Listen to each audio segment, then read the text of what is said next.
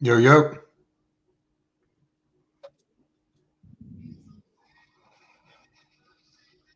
Brad, Can you hear me? hey bud, I can hear you. Good. Mike Conquer. woke up. Man. Yeah, he for everyone that doesn't know, he just had his second vax, so he's probably feeling a little weaker than usual, you know. So Well, and that puts him right on death's door. yeah, this will be the third time he's almost died from COVID. So As I well as think anything else. yeah. That dude's hard to get rid of, huh? Is that Mike or COVID? Mike. Yeah, he's on about his 12th life. He must be like a mountain cat or something. He's like a whole litter of cats. He's got them all. He's got them all. Yeah. So Brad, my friend, how you doing? Just us today. How about you? I'm good. How about you? We can talk dirty about anybody we want now. Yeah, we can. We'll probably hear about it, but are we supposed to drop some kind of quote to begin things with, or we just got a quote? Talk shop. I can find a quote. I can find a quote. I've got a quote that I didn't understand out of this book that I'm reading about Google. Let's hear it. Let's hear it. Well, who knows? Is it in French? No. Well, might as well be. Yeah. Have you read The Four? Not that's pretty good. It goes through Facebook, Amazon, Apple, and Google, which I think, it was the big tech. But at this point, came out in like 2017. I mean, you'd have to include Microsoft, the way that they've developed over the past few years. Yeah. Netflix, maybe Spotify, but I still think they're smaller.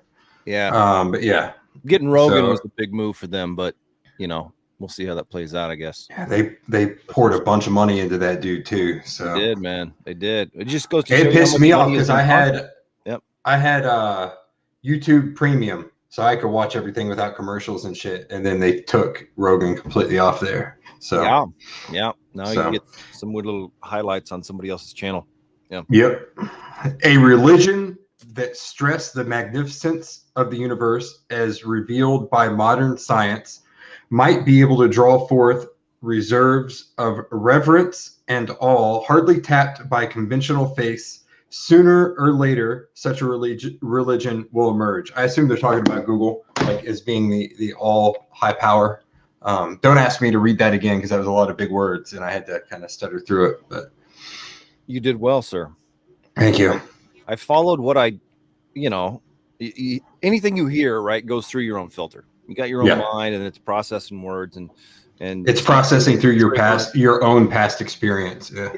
Yeah. And also they throw the word religion in there, right? And so for me, a religion is a set of somewhat dogmatic beliefs and things that we do, behaviors that somehow point to something bigger than us that we don't quite.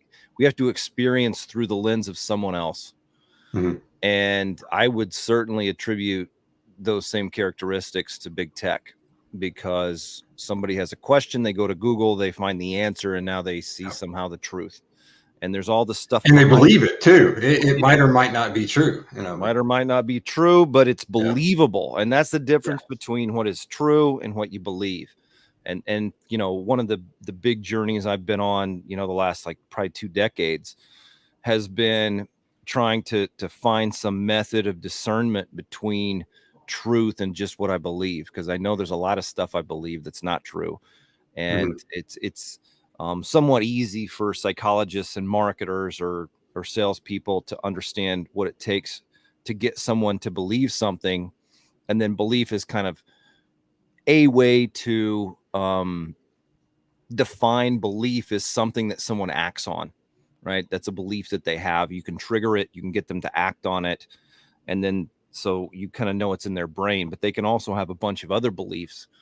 The contradictions that lie therein create all sorts of problems for us. But the amount of media that is embodied by those big tech companies, and wherever we look, we're going to get stuff. The fact that we can't turn off our phones really listening to us and showing us ads based on the things. Phones. I've got I've got like 3 Google Nests now, and I just ordered the thermostat, the Nest thermostat, because I looked at it and it was like $99, so cheap. Right. And then I get a $75 rebate from the power company, plus an additional annual $25 rebate. So it's kind of they're kind of expanding within my home. And I think the next thing, if I like the thermostats and they actually do save me money over time, the next step I think is going to be the smoke alarms, because I fucking hate getting, the battery goes off at like the worst time. And I can't figure out how the hell to change that. Always at I'm a short guy. a.m. Yeah, exactly. So you got to listen to that. Like, where did I put that ladder? Where am I? No coffee. Yeah, I've got a chair with like books stacked on top of it, and it's like right above the stairwell. I'm gonna just fall over. But the cool thing about the I know I'm getting halfway off topic, but I'm just trying to talk about how they're expanding within our lives. Really. Yeah. But the cool thing about the fire alarm is, one, you only have to change the battery like once every 10 years or something crazy. And two, this is going to be cool as shit. When you walk under it, it lights up like a night light. So like you're walking through the hallway at night, and it like illuminates as you go through back and forth through the hallway. So I thought that was cool. Let's talk about the flip side of that then, right? Yeah. Which is the amount of monitoring that goes on for these devices. They're getting more and more data going into big data, and we're willingly giving it to them. But I mean, you got one of these, it's you're fucked anyway. You got it with you all the time, right? Yep, exactly. So you might as well have the convenience that goes along with what they already know anyway, right? Mm-hmm. You can't buy one that doesn't have all that. I mean, you can't buy a dumb phone now. You can go Linux, yeah. That's probably gonna be my next phone. But anyway, that's like one of the things that's been intriguing to me is to know kind of the stuff that we know, right? Not that we're somehow special snowflakes. A lot of people know how data is aggregated and what it's fed into, and how it turns into algorithms and personalized ads, especially, and really how with personalized ads, it's one of the reasons why it's such a huge profit opportunity for marketers like us to provide to their customers, is because once we notice something, there's a greater opportunity for us to notice again. And if we see it 2, 3, 4 times, it looks like, oh, well, everybody's doing this. This is a really good idea. I already had it in my head. Now I'm seeing an opportunity to get this and put it in place in my life. What are your thoughts on that? I mean, yeah, it'd just be a proof of concept. I mean, I feel like still knowing what you and I know, and I know I say I'm a caveman, but knowing the extent that you and I know, which is, I think, higher than the average person, I still can't fathom how much money the big tech makes off of our data, and how they actually, I know it's personalized ads, and the better ads and the more ROA or ROAS that you can experience on either Facebook, Google, or any other ad platform, the higher the ROAS, the more you're going to just dump into it. Because if it's easy money, if you've got it figured out, then you're just going to pour gasoline, on the fire. Yeah. And ROAS, return on ad spend, correct? Yeah. That's what you're referring to. Yeah. So because that's the ultimate goal, is to sell ads. I mean, that's 85+% of Google's revenue, which is Google's revenue is 99% of Alphabet as a whole. I don't know what the hell that other 1% is, but of Google, 85% is ad spend. They're not making money off the phones. They're not making money off the self-driving cars. They're not even making money at the moment on thermostats. I think eventually that they're going to expand that, because they sent me my first Google Nest. I got a free one, and now I bought 2 more because the kids would take it into their rooms while they're cleaning their rooms or whatever and argue over it. So I bought 2 more. So they're just, expanding it. They love, hey Google, and just the branding aspect of that is absolutely insane. If they were to move out right now and had to buy one, they would, of course, buy the Google Nest, as opposed to Alexa, because Google's trying to encroach on Amazon's. And I think it's funny that whoever you consider big tech, whether it's 4, 5, 6 people, they're all kind of like merging and stepping on each other's toes just to continually gain, market share and advertising dollars. Yeah. Yeah. And you pointed out really well. It's that habituation of saying, "Hey, Google," right? That's that trigger word.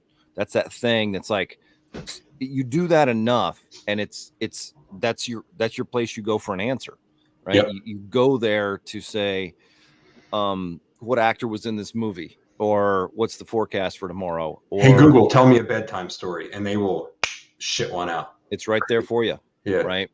And so it becomes this this source, right? Source being the place we go at the drop of a hat to get a solution, right? To get a path, to get a foothold to begin working on whatever we're doing. If they become that foothold for any individual as a habit, then all of the back end stuff is there for them as well, which is where they make all their money with ads, right? Yeah, they are anchored at that point. You're not going to use anyone but, I would probably not use anyone but, like, I don't have, what is the Alexa version? What is Echo? I don't have any Echoes or anything like that. Yeah, I don't either. 100% Google. Yeah. Yeah. So. Google sent me one. It's in the box still, but like, oh, really? You said, yeah. They sent me. Would you one. like a free one? Yeah, sure.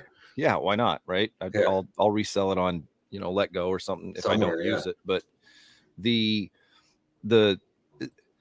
that whole game, right, is something that is a little bit behind the scenes unless you really think about it, and unless you're kind of in the game enough to realize how big of a shift this is.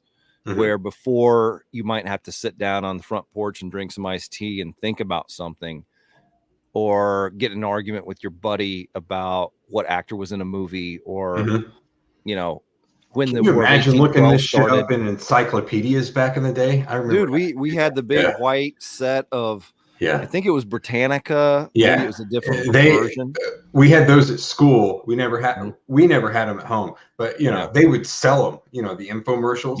and shit like that. It's crazy. Yeah, everything you need to know, and then Google comes out. It was their IPO in 2004. Yeah, and just crushed it. Them and Wikipedia, but I think Wikipedia is kind of fading away a little bit, but I still think that they're a hub, and they're going to be in the background. They're kind of feeding info to Google at this point. Yeah. Well, and then like for other people who might be listening to this that haven't been in this as long or as deep in some ways, like Wikipedia is user generated. Like you pay enough money, you get yourself in there, right? And you get to put edits in there, and you can go a little bit, you can edge it, but then people will call you out on things. And so like, as we get more and more into whatever this digital age becomes, we're really beginning to be more democratic. And I'm not saying that in a good way, with what is true. And as we've looked at things like fact checking and with whatever else it might be, it's that somebody is providing you an answer. But it's not even that they're providing you the answer. They're providing you the authority and the guidelines and the boundaries into which you can even consider information, right? They're kind of framing the argument like the news does, right? If it's on the news, it's important. Whether the thing is right or wrong, it's like putting together a survey question. It's like, how mad were you at President XYZ for this thing? It's not like, were you upset about it at all? It's how mad were you? Like kind of mad. Yes, you were mad. A little bit mad. Yeah. It makes these assumptions. Yeah. You better have been mad, right? Because everybody's mad. So if you're not mad, you're somehow weird. Yeah. That's what I think watching the news all the time. I'm like, I must be I don't give a shit about any, flipping through a bunch of the court cases and stuff that are on at the moment. But yeah, I feel like big tech has just been like fast forwarded 5 to 10 years over the past year, at least. It's just been insane. And I think that, in your opinion, how much disruption can you see them going into? I imagine people like the big tech, the big four, any of the big four, I think are poised, plus Microsoft, because Microsoft is Bill Gates and he's doing the vaccines and shit. But where do you see them going? Because big tech and data can only take them so far the way that they're using it now. What do you think is the next step? I've got my ideas for Amazon and Google. I don't know about the rest, but where do you think they expand into next? I'm not sure that they have to really expand much more. I think the habitual use of it is going to be the thing that is just more and more common, right? Still to this day, I do talk to people who don't have smartphones, who Google things very infrequently. They have smartphones because they have email on there. How old are they? Things like that on average? They're usually my age or older. So I'm 46. And as those folks, tend to age out and meet the end of their life, the not just majority, but almost everyone will say, well, I just looked it up on Google and Google says this, and so you're wrong. Yeah. And in that way, this is a little bit of why I'm participating in this podcast and a few others, is like in some way we need to have something that inoculates us to some degree, right? We're talking about, the vaccine and what Mike's, got going on today. But we need to have some way of being able to think about these things that's outside of the information that we're getting, because like at a certain point, there was a book. Let me kind of backtrack and try to feed into this. A guy named Nassim Taleb, I think I'm pronouncing that correctly, wrote a book called Black Swan. And it's on my reading list. Is it good? It's good. I've read all the books I know that he's written. Yeah. So it's funny how like I'm reading one book and and it's funny how they're all interconnected. Like I'll be reading a book and it'll recommend another book. So I write that down, and that's one of them and then I read that book and it recommends a few others plus ones I've already read. So it's kind of like the interweb of literature. Yeah, you read one book and then you've got 5 more on your list. And then you read those 5 and you've got another 25 on your list. Yeah. And so Nassim is definitely on my list because I remember Black Swan. So I think he would call himself kind of an economist, and I've got some training in that. So I understand kind of the way you approach that, but more of a behavioral economist type. What? A behavioral economist, like. Yeah, to a degree. I mean, that's kind of really what I was, So to backstory that a little bit, one of the things that I did when I got my my graduate education, I got into renewable energy development. And so I was doing a lot of site selection and feasibility studies for wind farms and solar facilities on the industrial scale, as well as the transmission lines where they would get routed and all that kind of thing. And that got into like some eminent domain issues, and I have some real problems with that on the property rights side. But it also let me see kind of the behind the scenes money side of how those projects are funded, what they actually produced, and all that type of thing. And I began realizing that I couldn't understand why they were doing the projects and how they were really being justified. And so I wanted to try to understand more about economics and behavioral economics and things like that. And so I went back to grad school a little bit, just a semester, to try to figure that out. And behavioral economics, or economics in a general sense, is why people do things. And a lot of folks have rationality versus rational economic theory, which is that you only make decisions that you can justify as a good decision, right? I'm only going to pay $1 for that ice cream cone, or I'm only going to pay $10,000 for a car, or whatever it might be.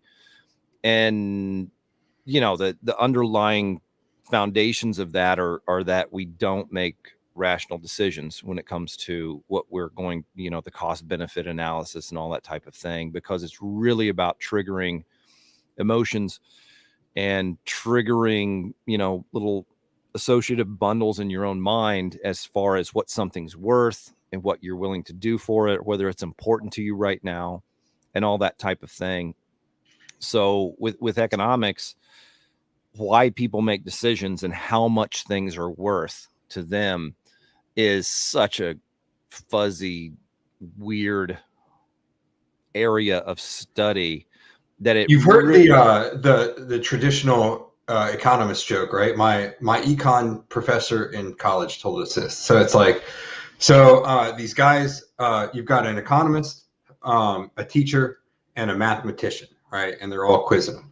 And first time they ask, what's 2 + 2? They asked the mathematician. He's like, well, 2 + 2 with variation, blah blah blah. The average answer would be 4. Okay, thanks. So they bring the teacher in. What's 2 + 2?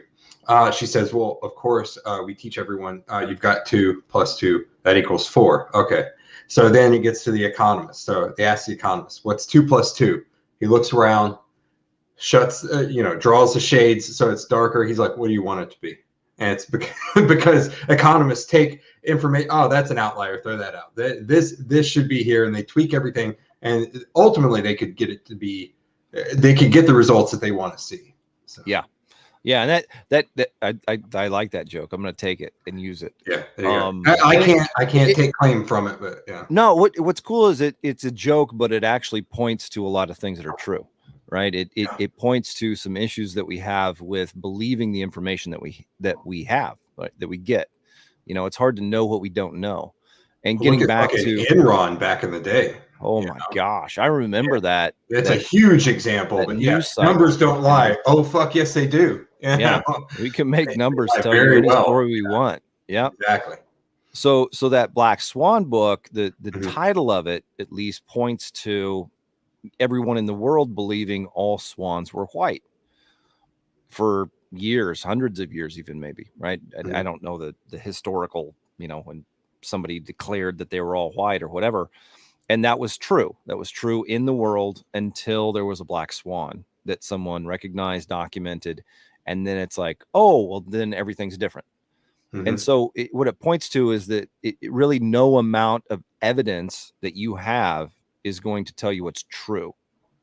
That's not the right way to determine what's true. You need to have a different method of having a method heuristic of epistemology being the study of how to know what's true. Yeah. If you want to be, I say somewhat infallible, but having a more infallible method, right? Yeah. You're still going to be reliant upon the information you have, but as these sources of information that we all rely upon become more aggregated, right? And there's only maybe 5 big sources. As long as they all agree, everyone's only going to have those white swan pieces of information to consider. And without some kind of outlier that is discussed and talked about and even maybe explained, we're all going to begin to believe more and more of the same things. We're going to become more homogenized in our beliefs, right? Yeah. And I think that's kind of where things go. Yeah. In my opinion, it's like a seesaw, like standing in the middle of the scale, because you can believe everything, and then on the other end, you believe absolutely nothing, and you've gone down all these rabbit holes, like the Alex Jones type people. No offense to anyone that likes Alex Jones, I see why people follow him, but he's kind of left field type shit. So you get those people. It's like, well, that's what the government wants you to believe, X, Y, and then they go on this rant because they spent like 20 hours yesterday on Reddit just digging deeper and deeper and going down this rabbit hole and that rabbit hole. And at some point, I feel like you need to either cancel out the noise and just worry about what you need to worry about, or just let some stuff go, but I do agree that you can't just take everything at face value. Well, so personally, I was on social media from 2013-ish to about 2019, 20, and then just had to unplug, right? It was part of kind of the fasting stuff that I got into when I was drinking water, not eating.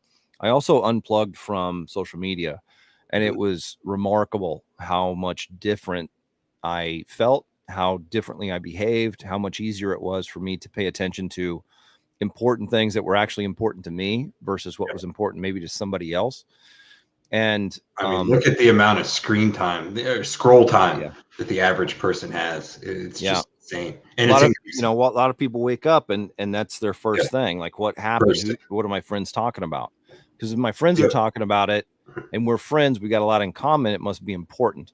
And so let me dig into this and see what I believe or what they believe. And then it just kind of goes from there. And so I think, like, in a way it's becoming more polarizing, but it's also still within the boundaries that these companies are really setting up. And I say that because fact checking became such a big deal in 2020, and I don't see it going away. In 2016, it kind of came to the forefront with the election. Yeah, it may have. Yeah, you're right. You're right. Yeah. And that's where they really came under fire. I think they had to tread much more. I can't imagine how bad it would have been if we hadn't gone through 2016 and Zuckerberg hadn't, been slapped on the wrist or whatever. And then come to 2020, just imagine the shit show. If we hadn't gone through that already, with the election and Russia and meddling and was Cambridge Analytica and that was a big scandal. Yeah. Huge. Yeah.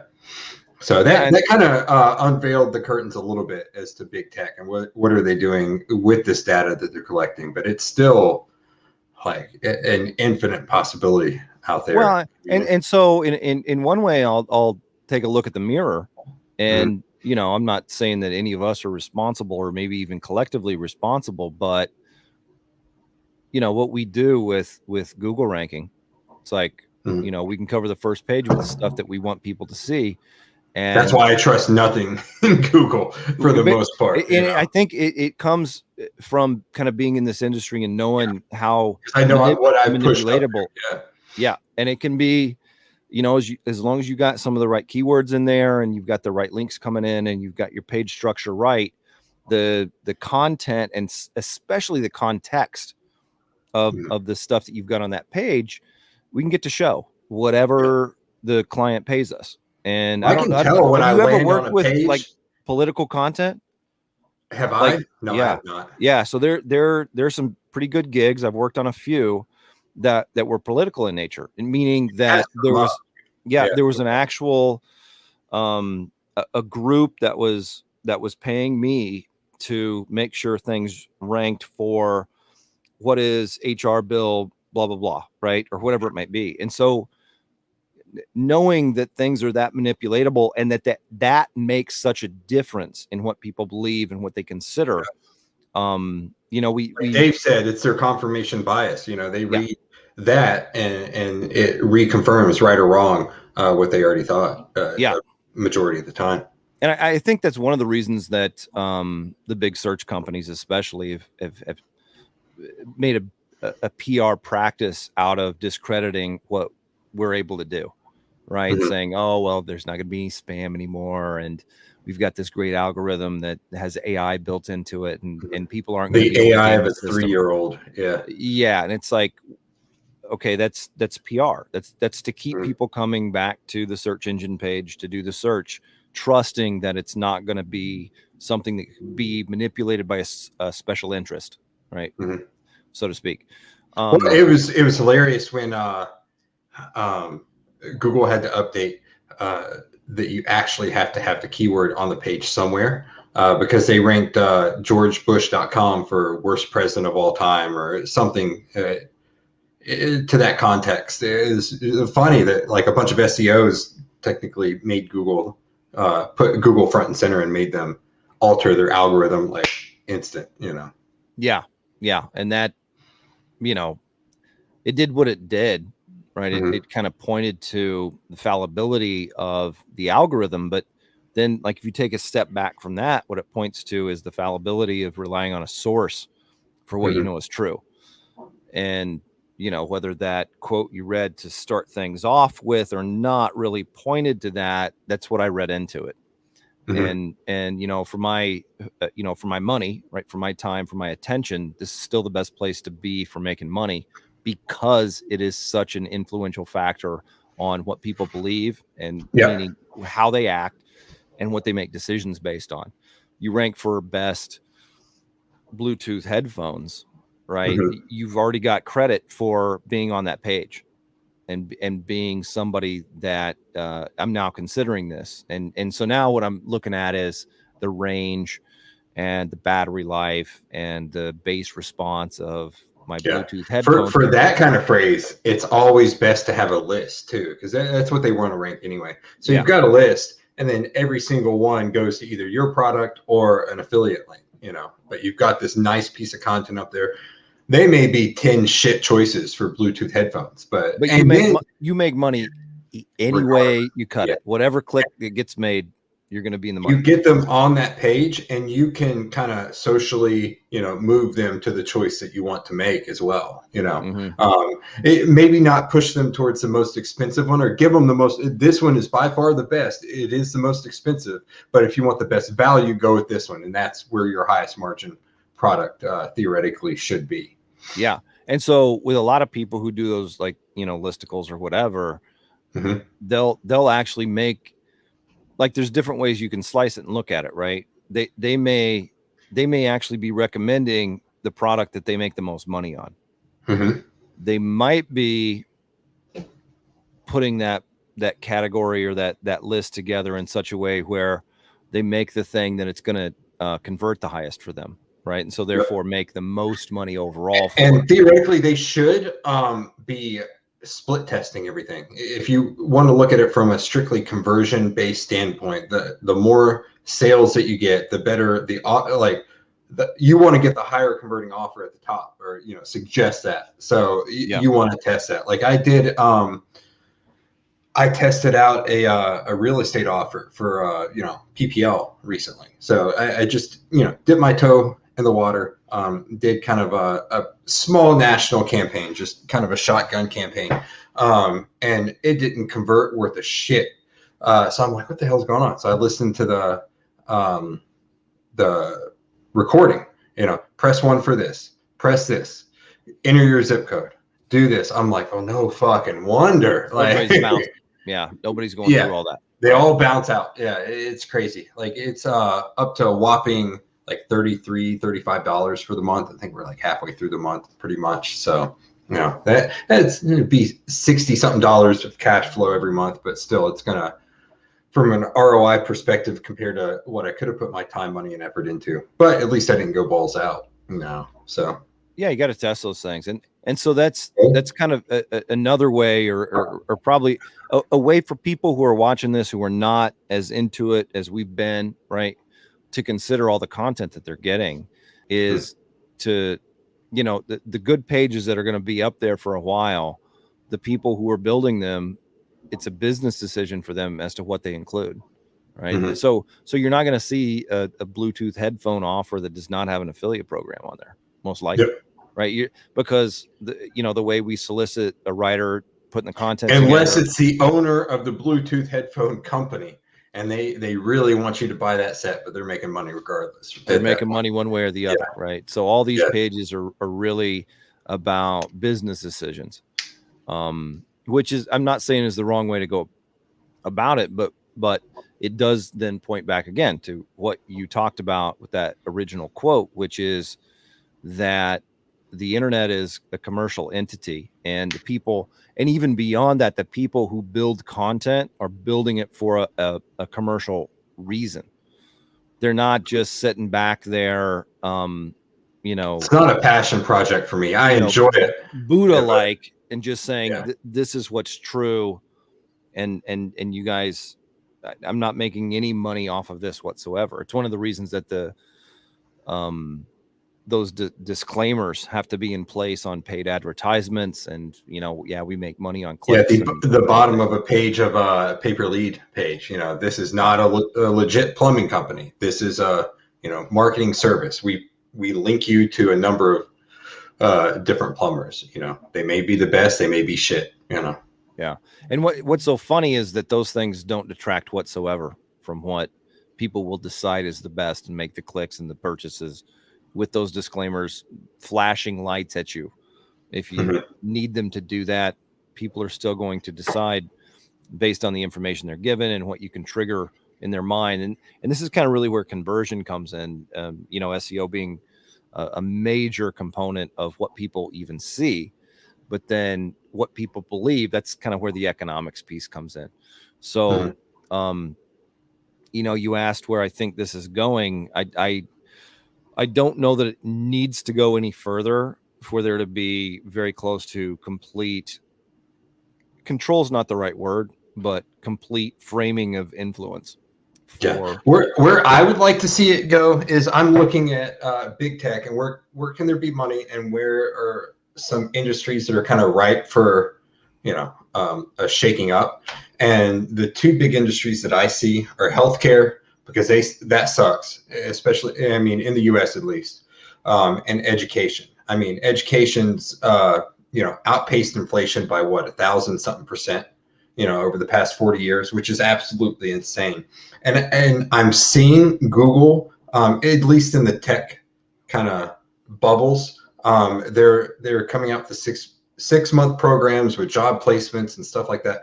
I think Google is going to make a move, especially now, at going after, you know, the universities, because I mean, they can move much quicker. Everyone's used to online now. And they can actually teach you a skill that, you know, you might not go get a philosophy degree. If you want to have a design class, you know, wait for Apple to come out and start their educational program. But from a tech perspective, I think Microsoft and or Google could very easily do that. I think they've got the infrastructure in place and kind of the branding in place. And then with Amazon's supply chain management and the ability to do that, I think that healthcare, you know, Prime Health could be a big thing in the next, you know, 4 or 5, maybe even 10 years. Well, I think, so explore that, because those are not, even that like line of thinking is not something I've really explored much. But I can see what you're saying. There's some, you know, definite validity in, you know, they're looking for ways to expand the amount of money they make. And these things being very high profit, and almost like norms, right? Oh, you don't have insurance. Oh, you didn't go to college. Like, it's like what planet are you from? Like, you're supposed I think to the college thing is going to start shifting, because even like parents in my neighborhood, and I don't live in like a, you know, lower class neighborhood or anything. So people like my neighbors, the wife's a pharmacist and the guy is an engineer with his master's, you know, so they're doing, I'm assuming they're doing all right. They're like, man, it's going to be tough paying for college, you know, and like, I'm doing okay, you know, and like, as expensive as it is now, imagine, like, I've got a 7-year-old, so he's got what, 10, 11 years, you know, imagine with that 1,000% inflation, you know, it's just going to be astronomical. And I think the big tech is smart enough to look at what markets can be shaken up and what moats are deteriorating, and how can we apply like the fintech mindset to, you know, these markets and just obliterate them. I mean, you've seen it in auto insurance. Was it Progressive that started all online? I think Progressive, Geico was right in there pretty quick with it, but those two. Yeah, but Geico's been around for a long time. But that's where Geico really, I mean, took off, at least somewhat recently, was, you know, saved 15% in, you know, 15 minutes or whatever. But I think you've already got it. You've got it in your head, man. You've seen the message enough. Yeah, where exactly. I've seen that Gecko. Internalized. Yep. Yeah, and the caveman, that really resonated with me, you know, seeing a caveman like myself on TV. So there you go. Yep. But I think that those two industries, I mean, as pissy as I am about both of those, I think that a lot of people feel like that. And, you know, if Amazon tomorrow, like I'm paying, I assume you're paying for your own healthcare, just like out of pocket for the family and stuff. So I've got Blue Cross Blue Shield, and I studied like who's available, and it pretty much came down to either in my area, United or Blue Cross. So I ultimately had to pick one. So it's like, I think I'm paying like $1,300 a month for the 4 of us. But then like my deductible isn't great, you know, it's not fantastic, but it's for healthy fucking people, you know. I work out every day. Kelsey has no like history of anything health issues. She's accident prone, but that's about it. Same with the kids. But $1,300 a month, and then you still have to pay a huge deductible and stuff. And their customer service is shit. And if Prime Health came out like within the next within the year, I'd be like, all right, sign me up. I'll try it out. It can't be any worse than anyone that's out there, and I'm going to save 25-50% on my healthcare. I'll go for it. That's a big chunk over time. Yeah, health is a one that's kind of bit my family a decent amount in the last 8 years or whatever, because we had pretty good insurance and still had some situations we got into where a lot of stuff wasn't covered, and it's like I don't know how to read this stuff, right? Yeah. This is out of pocket, and how's this not part of the copay, or why did my deductible not go toward that piece of what we needed to have done? And healthcare is a mess. So I guess I kind of look at these issues as like charge you whatever. I went in to get my nose fixed because I had a deviated septum. I go in, and they said, okay, we'll take your insurance information. We'll have someone call you to the estimated cost. Okay, so anesthesiology was supposed to be like $250, $500, something like that. The actual doctor visit and the actual surgery, they told me was $1,000. So I get to the actual surgery day. I go in there, I'm getting ready to go back into the operating room and stuff, and they're like, "Okay, you're gonna have to pay $1,900 now." I was like, "That doesn't add up." That's more than what I thought was going to be out of pocket for the whole thing. Yeah, so I paid for it. And then on my follow-up visit, I thought that was everything. I was like, that must be everything. So I paid for it. Here's my card. So then my follow-up visit, back to the doctor, they're like, well, you still owe $750. I was like, for what? They're like, the surgery, numbnuts. I was like, I paid $1,900. No, that was to the surgical center. You still owe us $750. Well, fuck me. So I wrote a $750 check. So now we're up to just round it to $1,700. Then a few weeks later, I'm not bitching about the money. I'm just bitching because they told me it was going to be one thing and not the other. Then I get a letter from the anesthesiologist, or not a letter, a bill. It was another $2,000. I was like, well, fucking hell. I was like, that's $3,700. So something that was supposed to cost, $1,200 to $1,500 ended up costing over $3,000. And it's just that. And my wife used to be a nurse, and I was bitching her. She's like, yeah, that's how healthcare is. They just tell you one thing and charge you whatever. So I think that is ripe for just like someone to come in and just like obliterate them, especially with the amount of, because if you look at with their stock prices, like the amount of cheap capital that they have, they don't have to take out loans to do all these business ventures and everything. It's just dirt cheap capital. They can just pour it in. And if it works, great. They're going to just blow up. If it doesn't work, then they'll kind of sweep it under the rug. I think they'll roll it out slowly, but I think that any of those two industries, they could just obliterate the competition, because the other people are too established, too slow, and they won't be able to do anything. And it's not really set up for somebody small to get in the game and fix it. No, right? Because of all of the amount of things they have to jump through as far as filings and certifications and all that type of thing. It's like a small guy's not going to get in here and fix this, and so you're left with the status quo, right? You're left with okay, you've got the big three auto manufacturers, and that's all there's going to be, because other people can't make cars because it costs too much money to even get in the game. Yeah. Unless you're Elon Musk and you have the ability to somehow come up with that amount of cheap capital, and then you become the biggest auto. But you're not buying into an auto company at that point. You're buying into Elon Musk, and it's a tech firm, and they're getting tech multiples. So you're going to have someone like that, which I think, it's scary how big tech is becoming, and people like Elon Musk is, like, how much more powerful he's becoming and stuff. But ultimately, in those realms, I'm halfway excited because we should benefit, especially the entrepreneur. And the more people you get that don't want to have a 9-to-5 job, that are, the gig economy, they might not be doing SEO, but they're working on their own. They've got their startup. They need insurance as well, especially as they get older. At least I think they do. They should. Just worst case scenario. I think the market is going to expand even further for that type of company. And then you go back to education. I mean, you can't go to a 4-year college, get a degree in philosophy, and then what are you going to do with that? To pay it off. It's going to take you forever if you're $100,000 in debt.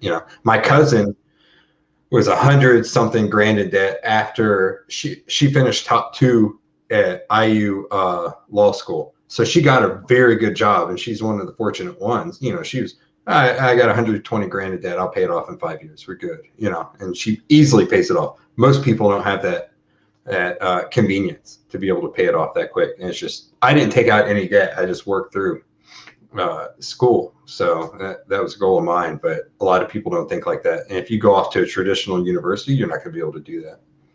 Yeah. And that really points, it's kind of like we're left with then traditional academics or trade school. And like, I was looking at going back and getting my welding certs, to be able to work in a, just for fun, or are you going to actually do it for money? I like welding. I've always welded. Yeah.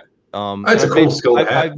I've made money welding. No certification, no school. I knew how to weld. I knew how to fix stuff. I knew how to fabricate stuff. I can solder. That's about it. Yeah. Well, okay. So that's a valuable skill. You can do it, but then it's like, yeah, but if you're going to work on a contract that has special certifications, you've got to be able to be certified in that thing. And so even the trade schools now are way more expensive than they were 20 years ago. I know, to go and become a mechanic, like an auto mechanic, like if you want to work at like the local, Audi dealer, it's a good amount of money to go to one of those programs. Oh, just welding for me. And that wouldn't have, it would have been done in 6 months. It's $22,000 or something like that. Crazy. And I'm like, okay, well, I don't know if I want to learn it that much. Yeah, I was going to say, I'll just build a website and do mobile welding jobs, and I'll make the money I need to make and all that kind of thing. You would, and so what it's a lot of people don't have that skill to back that up, though, and they're just going to end up working in a factory, sweating their balls off, like doing 6, production 7 days a week. Yeah, it's just as boring as 9 to 5 in a cubicle, right? Probably more. Yeah, just run the same beats over and over again. Yeah, I used to work. My boss's dad worked at GM, and he worked at the shop for a while. And the car would come in, and he would weld it. It was on a track, and then put it back up. And then he would read like a few lines in the paper, put it down, and then he said he'd get through like 2 or 3 full newspapers in a shift. It's crazy. Yeah, at GM, so being a cog. Yeah. And so, then looking at this kind of gig economy, you've got to consider what you're going to do to get the gigs. Right. And so with mechanic jobs, I can fix cars. I can weld. I could go to school and get the qualifications to do that. And I'm looking at $45,000 worth of debt to be a licensed ASE mechanic and have welding, as from a trade school. I got to pay off $45,000 now. And it's like, okay, well, how much do you make? Is I'm not even sure. I know it takes a while to build up. Like if you're a mechanic to, get different certifications after you become a mechanic initially, right? Well, what they take home is different than what the shop rate is. And so, like going to your shop, shop is way to, a shop rate at a like a good like diesel mechanic, it's going to be like $125 an hour. But their techs are making like $35, $40 an hour. Yeah. And so that's good money, right? But at the same time, you got to kind of look at the bigger picture, which is making sure that you can create your own offer. And it really, to me, comes back to what's your offer. So if you got a degree from wherever in philosophy, what's your offer? Like, what are you going to bring to the table? What are you going to help them make money with? Yeah. And if you can't control all the pieces of that, you're going to have to really kind of allow other people to make whatever money they say is necessary for you to get your paycheck, right? You got to pay a lot for that. As I look more at like jobs and things like that, I still pick up gigs, side gigs. You know, you need to come in and work on your website, I'll just do that, just kind of off my, you know, company agency books. Yeah. You know, people are I soliciting do that for already. people at the gym. You know, I'll do it, and I Yeah. mean, I don't even care if I get paid. Hey, you know how to do web design, right? I guess, yeah. I've got this dog kennel that we invested in. Can you? Yes, I'll help you out. So. Yeah, and so that's nice about being able to build your skill set, right? Build your ability to do a thing, and you build until somebody begs you to come and work for them and get paid what, you know, is worthwhile for you to go do. Mm-hmm. From my way of looking at it. What's the average web designer make? I mean, it's like what, 40 or 50 grand a year, I think. Last time I looked at one of those charts. Yeah. Yep. And I mean, just it's a lot more work, I think, taking on the odd jobs, but you should be able to make a lot more, you know, doing your, you know, having your own firm and really pushing it out there. If you have the marketing to go behind it, you know. The marketing is the big piece, right? You got to get traffic. You got to be able to convert. Yeah. Get a shit ton of GMBs. You'll get traffic. You'll get calls. You know? That's the fun part, right? Yeah. The hard part with web design, because I've done that before, is okay, where are you located? We're in our home office in North Carolina. Yeah, but your address is Arlington on here. Yeah, well, we have an Arlington address. It's shut down because of COVID. Okay, so we can't meet in person. We can meet in Zoom, you know. But it's the only, you've got to be ready to bridge that if you're wanting to actually do that. And I've experienced it before. Yeah. So what, like, you work with Mike a lot, right? On some of your I try to. Yeah. Try to work. try to make that whole thing. Try to get some shit done. Yeah. Yeah. So the type of clientele you guys are going after, are they more national contracts or local or what? My all-time favorite is well, two different variations, and yes to both. But we like, if we're doing local, we like it to be multi-location. So we worked with one of the largest payday loan companies in the nation because, you know, we had a contact that worked there. And he's like, you guys should do this, you know, the local stuff for them. Okay, so they had something like 800 locations. So from that perspective, we said, okay, what's your budget? And they gave us their budget, and then we said, okay, well, we'll start there, and we can target 8 locations per month, and it was all on a subdomain. All their separate landers were on their subdomain. So it's, you know, local.mypaydayloans.com/ you know, Summerfield, North Carolina.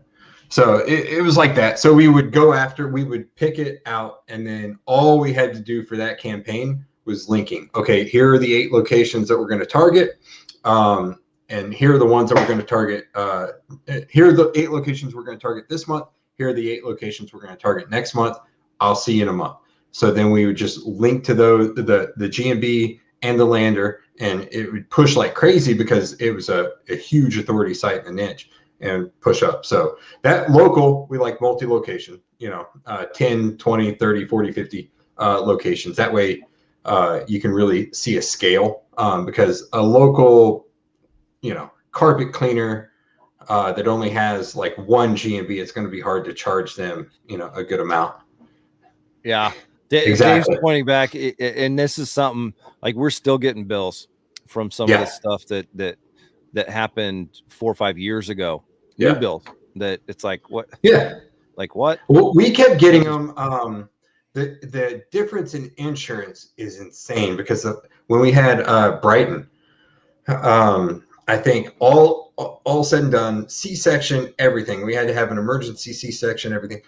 It was like $1,600. That's not bad because she was in the hospital. That's major surgery. She had, you know, all the good, you know, medicine going into her back and into her, you know, scar, all that shit. So fast forward 3 years later, the wound care center that she worked for had switched from the hotel's or not hotel, the hospital's insurance to, I think, Blue Cross Blue Shield. Either that or she was private pay because she was like part-time or whatever. But regardless, we had Blue Cross Blue Shield the second time. Exact same situation. Tried to have the baby, had to have a C-section, all that stuff. Doesn't work out. So exact same situation. But instead of 1,500 this time, it was 7,500 plus. I'm like, how the fuck did it raise that much in 3 years? It's just, I think those two niches are really opening themselves up for big tech to come in and just obliterate them, shake it up like hardcore. You're gonna still have Blue Cross Blue Shield, United, all those, the big companies stay around, but they're either going to have to evolve or eventually die. But anyway, so first, multi-location, if we're doing local, that's honestly my favorite because it's easier to push local. And then the second type of contract we like is, we've done this a ton in rehab, where it's, but we can do it in any niche, where it's content plus linking, because we had trouble for national clients, especially the nutraceutical company we were working for. It's kind of, we were still doing the contracts where it's like mystical, halfway mystical type shit. We'll come in and fix your pages, do stuff some like magic that. things, and you're exactly. Results, so we're not going to really tell you what we're doing, right? Yeah, but even though we were getting them insane results, we went through all their shit with cognitive, like every page, and we were helping their content writers and stuff like that. They went from 8 to well over 100,000 a month in revenue through Google search in analytics, the 7 months that we worked with them. But the reason we lost the contract was because, we don't know what you're doing. Okay, here's what we're doing. We don't understand it. So eventually, they lost funding. We got cut. So it happens. We had them for 7 months. It was a decent contract. I think it was like 10, 12 grand a month. So it's not bad, or with huge margins. For 7 months, I'll take it. It's better than a day job. So after that, I said, Mike, we've got to boil this down and have deliverables and make it as black as white as possible. So then we really got to hone that in, and we came up with content plus linking. You're going to get this set amount of either words or articles, however you want to break it down, each month. And then we're going to link to each one of those randomly. You're not going to get like 5 links per. You're not going to get 2 links per. We're going to mix it up because it doesn't make sense to have the exact same. So we break it down into words produced each month, and we have spreadsheets that they have access to, and then we can just send them the link to the spreadsheet every month. They see the articles going on there, and then we can send them a backlink report through either Ahrefs or whatever backlink tool you want to use. They see that that's going up. So then it takes something that's kind of gray, mystified. You take that and you make it black and white. And I like the content plus linking because just like with the local campaign, the multi-location campaign, okay, we can expand this and we can hit more locations per month, or we could scale it back. It just depends. What's your budget? What do you want to pay? You're going to get a lot more results the more money you put in. But if you can't do that right now, or you want to see, if you want to revisit the subject in 3 to 6 months, I don't mind that either, because you're going to see the results, and that's a good selling feature as well. But yeah, we took that. My ultimate goal was to take what is a service business, SEO, marketing, stuff like that, and turn that into more of a product fulfillment business. So it's still digital products, but there's more of something that you can touch and feel when you can see the words on the page, and you can see the spreadsheet filling up, and you can see the backlinks coming in. So it's just, and it makes our processes streamlined. We just put a content writer in there. Okay, you've got to do this many words a month. Then you're going to go to this drive sheet, and you're going to fill it out, keep track of it, and then the link builders have access to that, and they come in and they link to each one. So those are the 2 type of contracts. So if it's local, multi-location, so we can have room for expansion, or if it's national, I want to do content plus linking, which luckily works out extremely well if you're doing substance abuse type campaigns, because they're local. They've got the local facilities, but they want to get people from all over the nation. People are going to traditionally travel, and it's better to travel if you've got some type of addiction, because you've got to get out of, Cleveland, Ohio, or wherever the fuck you are. Get out of your spot, change things up. Yeah. One of the things I really like about what you said there, I know we try to usually keep these about an hour, but the clarity, getting to the point where you're delivering content plus linking, it lets you be in a much more powerful position, because you can clearly describe what you're doing, and then those apply directly to your processes, and making sure that their processes are in place. It lets you be much more streamlined and honed, and be able to communicate much more clearly your offer, so to speak, to the client. There's 1,000 different things you can deliver with SEO. You can, and we tried it on multiple contracts, and that bit us in the ass. We're going to do these satellite sites, and we're going to do this, and we're going to do that. And they're like, oh, this sounds great, but it's a pain in the ass to manage and keep up. And sometimes people don't understand it, and then you're kind of stuck. And that is exactly what the nutraceutical company differently. Well, what are we, and then it was funny. It's what's that free one that's connected to shit, I can't remember. It's a shitty tracker, but it tells you the traffic and where it's coming from, but it's horrible at doing it. And the nutraceutical company that we were working with, that's what they use. They didn't use Ahrefs, SEMrush, any of those. It's connected to it's like Pwik or something, like one of those. Crunchbase. Connected to Crunchbase. But they were all about getting funding and doing the rounds. So they were on Crunchbase. So they, their traffic tracker that they use it'll come to me right after the show. But it was funny because like we built out these satellite feeder sites, like we do the mini nets. We're like, look at these. We built all these for you. They're like, well, what kind of benefit are we getting?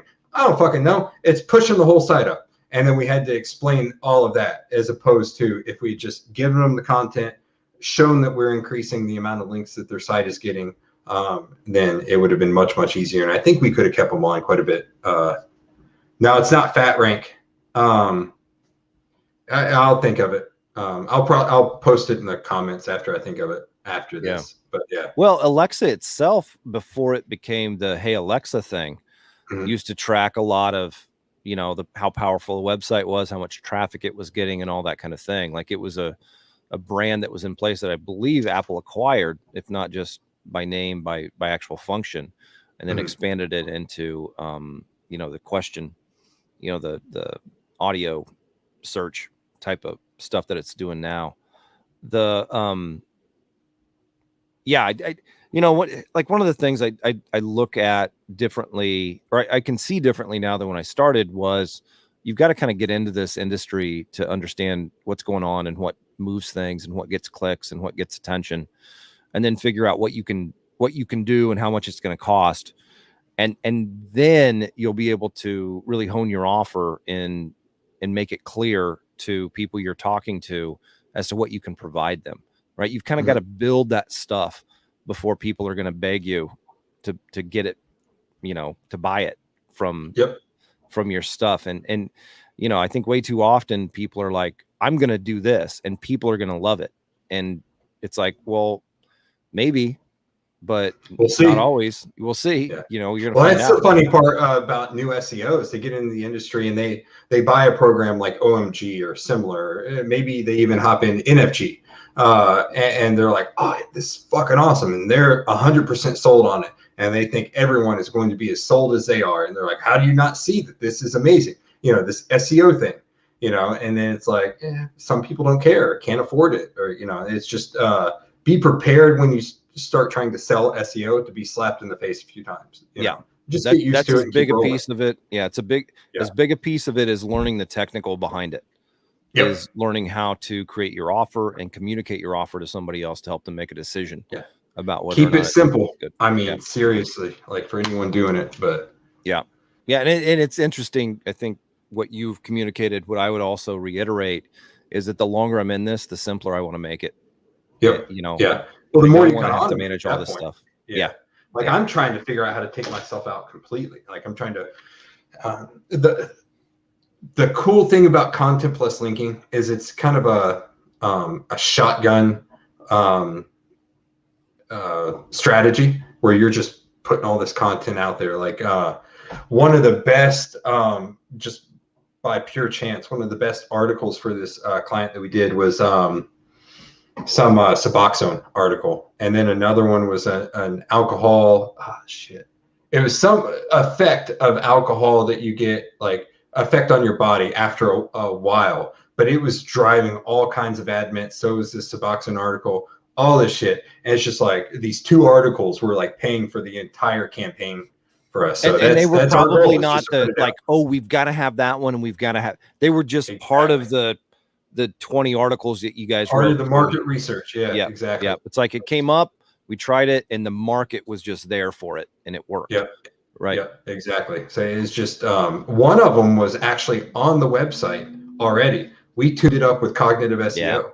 Yeah. And then it just blew the fuck up. It was crazy. So it's just funny how it works. Like, it's funny how, like, we know the process works. We've seen it work, but we're still fucking amazed every time it works. It is like magic to us, even too. It's like, I did the research and that did not show up even close to the top, but it's this thing that's just driving all of it. And so, you know, that just points to the tool. Like, you know how to use the tools, but sometimes it's not going to be as refined or as precise as it might appear, right? Where there's like 1,900 searches and 1,200 searches and 1,000 searches and what, this one winds up driving all this revenue, and it was not in the top 10 of the articles that you were like, we need to make sure we nail that one. Yeah, anyone that's in the nutraceutical niche, our all-time best article ever for that campaign was biotin for hair, and that alone paid for like all whatever we charged them over the 6-7 months. So we were running the campaign, but this one fucking article that ranked for biotin for hair that we just put out there brought in a ton of traffic and sales. It was crazy. Yeah. I've had things like that myself, where I had like some odd article that I wrote, just like kind of, I'm sitting down and I'm writing about SEO. And I'm like, okay, I'm going to go ahead and put that on the website. And like a lot of the calls I got over the next 3, 4, 5, 6 months were, I read that article and you actually know what you're talking about, kind of thing. Right. And it wasn't designed for conversion. It was like, I'm going to get some content on the site, make my site more about this thing. Yep. And it wound up driving a ton of actual phone calls to my agency, which then, you know, it translates to money a lot better than just traffic, you know, and look at those numbers. So Dave had one more question, then we'll probably peace out. How is content plus links different from a PBN or mini net?